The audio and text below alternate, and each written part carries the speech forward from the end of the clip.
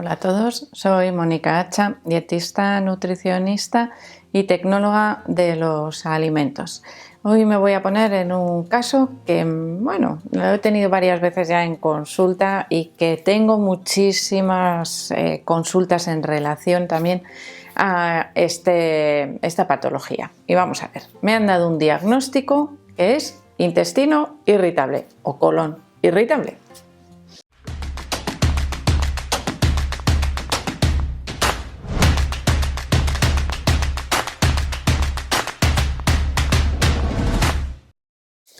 El diagnóstico de colon irritable yo siempre digo que es como un poco cajón de desastre. Cuando no se sabe muy bien qué es lo que pasa, bueno, te dan un diagnóstico de colon irritable y bueno, haz modificaciones en la dieta o trata de detectar qué es lo que te está afectando, ¿no? O sea, no hay ni un tratamiento concreto que sirva para todas las personas, que digamos esto es exactamente lo que hay que hacer, ni tampoco una causa concreta, un origen de ese colon irritable que podamos decir esta es la causa, por lo tanto lo tratamos, ¿no? Esa causa. Es decir, es como, ya os digo, algo un poco indefinido.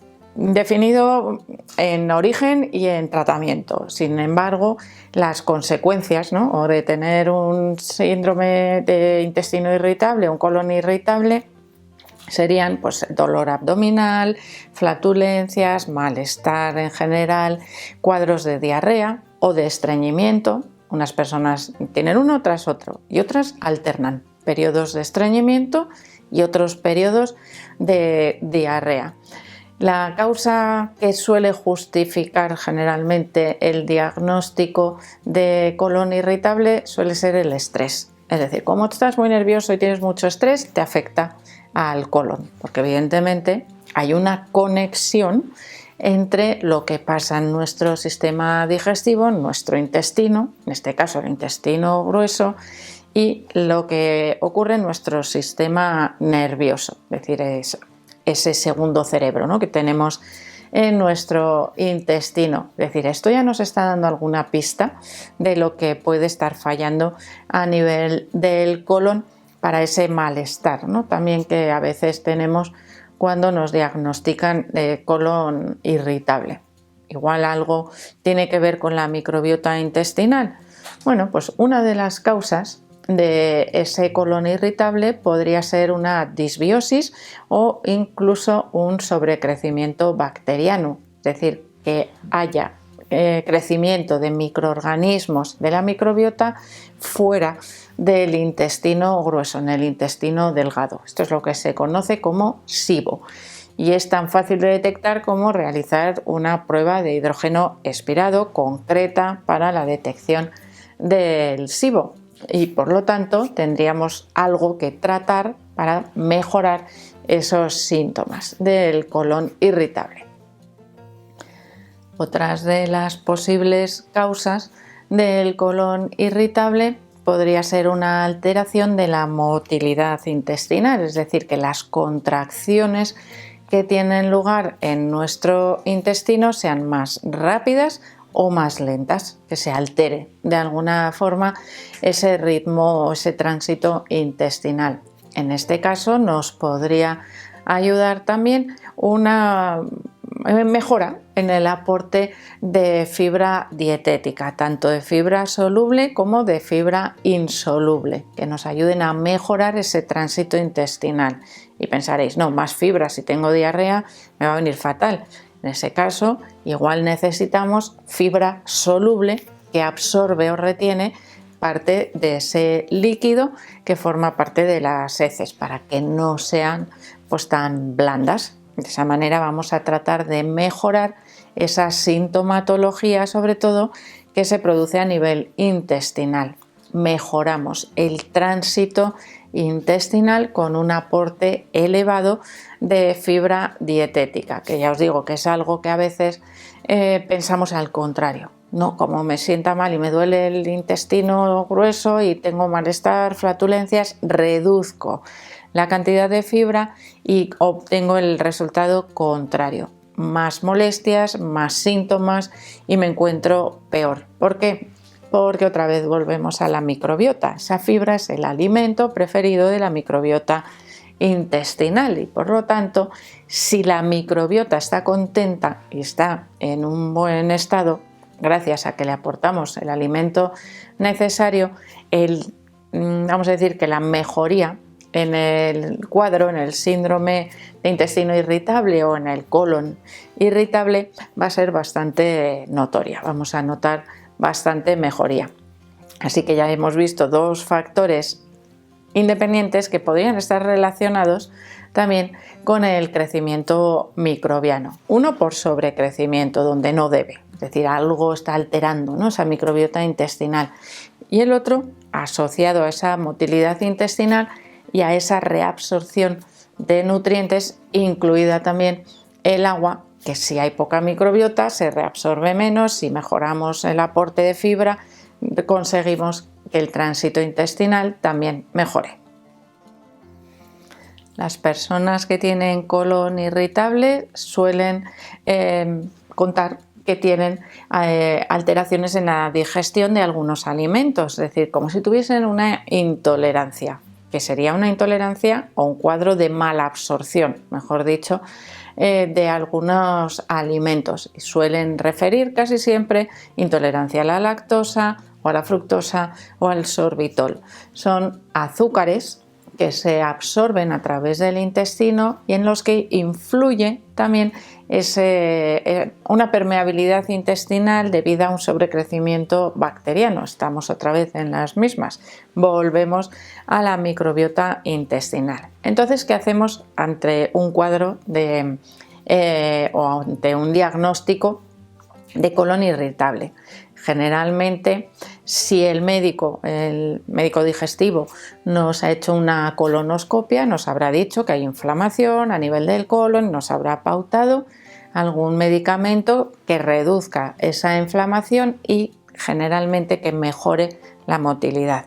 Pero además podemos, vamos a decir, incluir otras pruebas que nos van a ayudar a mejorar el tratamiento, como podrían ser las pruebas de tolerancia o intolerancia, mejor dicho, a la lactosa, a la fructosa y al sorbitol, para saber si existen y de esa manera reducir su consumo durante el periodo de tiempo que requiere mejorar otra vez la membrana o la mucosa intestinal, para volver a tratar de reintroducir esos alimentos que están causando cierto daño, por ejemplo, más flatulencias o dolor abdominal cuando se consumen. Y además nos daría de más también hacer un análisis de heces para detectar si hay presencia de parásitos, de algún otro microorganismo que esté afectando al funcionamiento del colon, o valorar si la microbiota intestinal está en equilibrio, si está funcionando bien,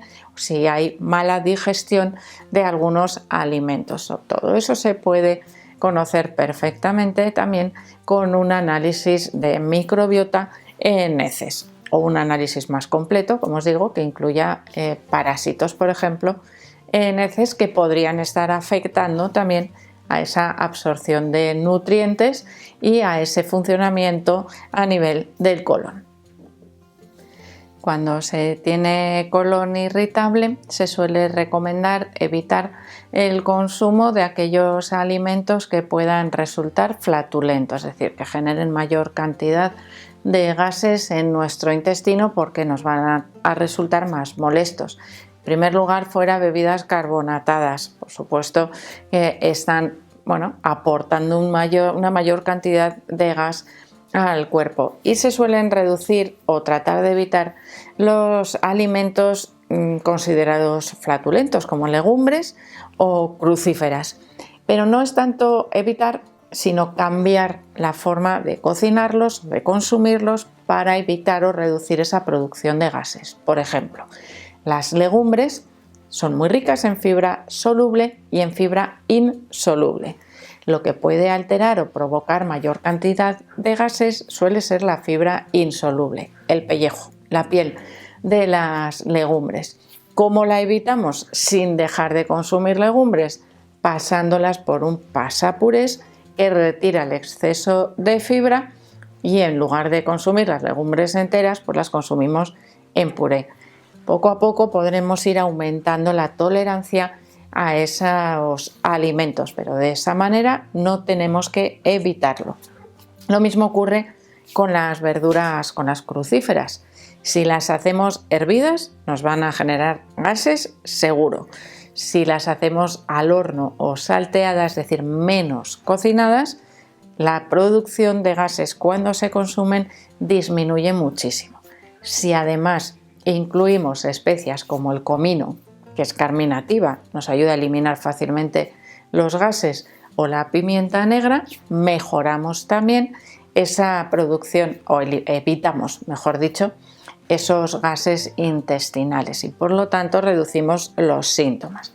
Por supuesto que estos son recomendaciones generales, pero que debemos valorar de manera individualizada. Cuando hablamos del sistema digestivo, no todo lo que le funciona a una persona le funciona a otra y hay que ir probando. A veces es cuestión de prueba-error, llevar un diario de alimentos en el que se apunten o se detecten aquellos alimentos que sientan peor, que provocan la aparición de síntomas.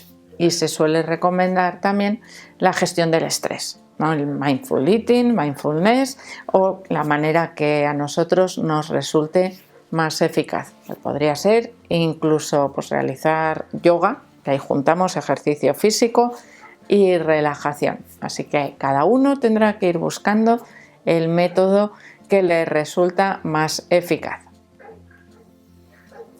Cuando hablamos de colon irritable, seguro que habéis oído muchas veces hablar de la famosa dieta FODMAP. Es una dieta restrictiva que restringe a algunos tipos de hidratos de carbono de la dieta para reducir los síntomas. Pero no es algo que funcione a todas las personas y crea poca adherencia. Por lo tanto, no sería, vamos a decir, el único tratamiento, sino que habría que valorarlo de manera individualizada. Así que espero que le deis al like del vídeo, no dejéis de suscribiros al canal y por supuesto que quiero seguir viéndoos a todos en los próximos vídeos.